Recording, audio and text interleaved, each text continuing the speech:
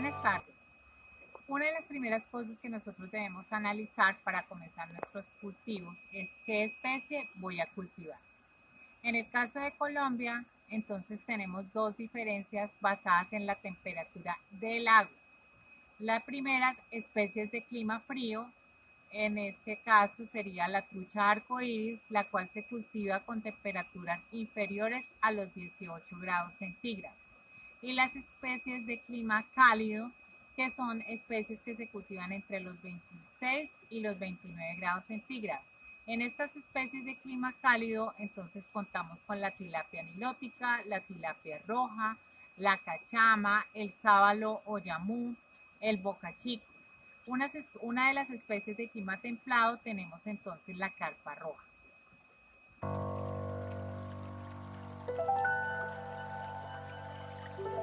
Es importante que el piscicultor también tenga en cuenta que al tomar su temperatura del agua, por ejemplo, si estamos en este momento ubicados en la zona de Garzón, la temperatura de la fuente de agua puede ser de 15 o 17 grados centígrados. Pero nosotros tenemos mínimos recambios de agua y la temperatura del agua frecuentemente de nosotros está en 23 grados centígrados. Esto saldría de los parámetros que yo les acabo de decir para las especies de clima cálido. Pero lo importante allí es saber que a pesar de que yo tenga temperaturas por debajo de los 26 grados centígrados, sí puedo cultivar las especies que anteriormente les he nombrado.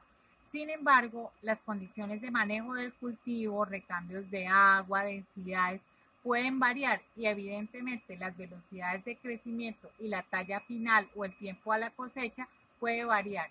Es decir, entre más alta sea su temperatura, mayores van a ser los rendimientos para su cultivo.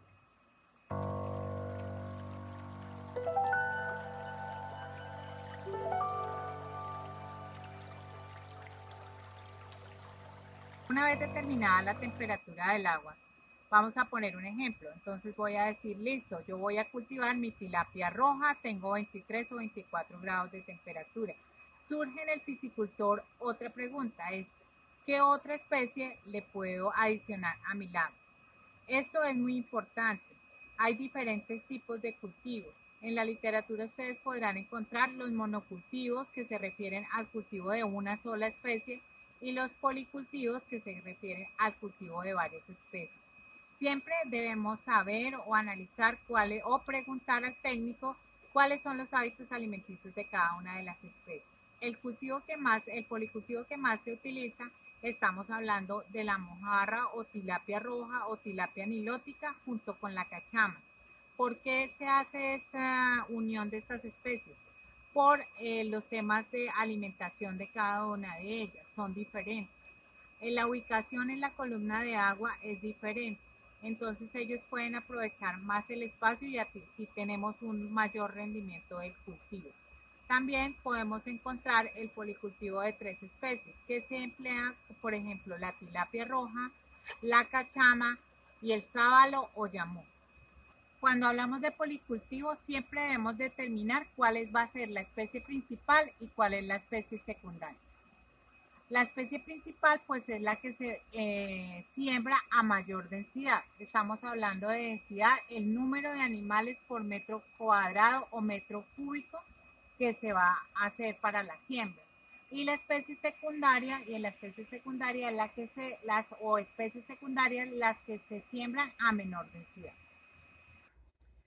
Cuando nosotros queremos saber cuántos animales podemos sembrar en nuestro lago, vamos a enfocarnos en los cultivos tradicionales, que son cultivos que van desde el semi-intensivo a una parte de cultivos intensivos. ¿A qué me refiero con esto? Los cultivos semi-intensivos es donde las densidades de los animales no son tan altas relacionadas con los metros cúbicos. Podemos estar hablando de 4, 5, 6 animales por metro cúbico o metro cuadrado, mientras que los cultivos intensivos pueden llegar hasta 10 animales por metro cuadrado. El tema de las densidades se aborda, digamos, de los sistemas tradicionales en este caso, que es la mayoría de cultivos que existen en el país. Estos sistemas tradicionales están basados en cultivos en estanques en tierra, con densidades que pueden ir desde los 4 animales por metro cuadrado o metro cúbico hasta los 10 animales por metro cúbico. Es decir, cultivos que van del sistema semi-intensivo hasta el sistema intensivo. Un ejemplo sería que para el caso de un lago de 1000 metros en un monocultivo, pues de tilapia roja, yo decidiera sembrar 5 animales por metro cuadrado. Esos 5 animales me representarían 5000 animales al momento de la siembra. Para el caso del policultivo es exactamente lo mismo. Esos 5 animales que decidí sembrar, pues los repartiría entre la especie principal, en este caso la tilapia roja, y la especie secundaria, en este caso la cachama.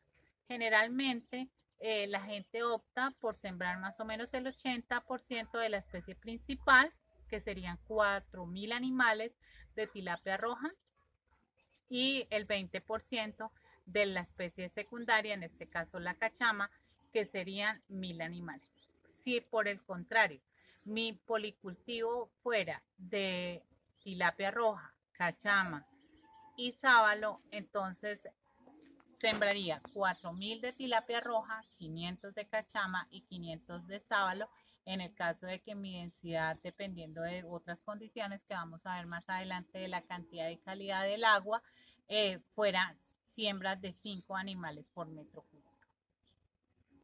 Es importante que al momento de decidir cuántos animales voy a sembrar por metro cuadrado o metro cúbico, tengamos en cuenta factores tan importantes como la calidad y la cantidad de agua. Este proceso lo vamos a ver en otro video y vamos a explicar de qué depende el poder sembrar menos o más animales y cuánto sería mi carga final, es decir, los kilogramos por metro cuadrado o metro cúbico que voy a obtener. Otro factor importante para determinar qué cantidad de animales voy a sembrar es poder establecer más o menos cuál es la pérdida, porcentaje de pérdida, no necesariamente por mortalidad, sino mucha parte por predación, para que al final tenga esos 5000 animales del ejemplo anterior. Es decir, para el caso de tilapia roja, existen zonas donde la predación es demasiado alta y las pérdidas pueden ser hasta del 30% si no tengo mis estanques enmallados, mientras que otras zonas presentan una pérdida menor del 10%. Entonces, ese porcentaje de pérdida que nosotros estimamos previo a la compra del alevino, es importante que ustedes se lo sumen al total de animales. Es decir, si voy a comprar, si yo quiero al finalizar sacar mis 5000 animales de 400 gramos, entonces lo importante sería comprar un 20% por lo menos más, asumiendo estas pérdidas. Porque, ¿qué sucede? Si yo compro mis 5000 y voy a perder el 20 o el 30% por estos factores antes mencionados, pues evidentemente voy a tener un desperdicio del volumen del estanque y voy a sacar una menor producción, hecho que me va a afectar altamente los costos.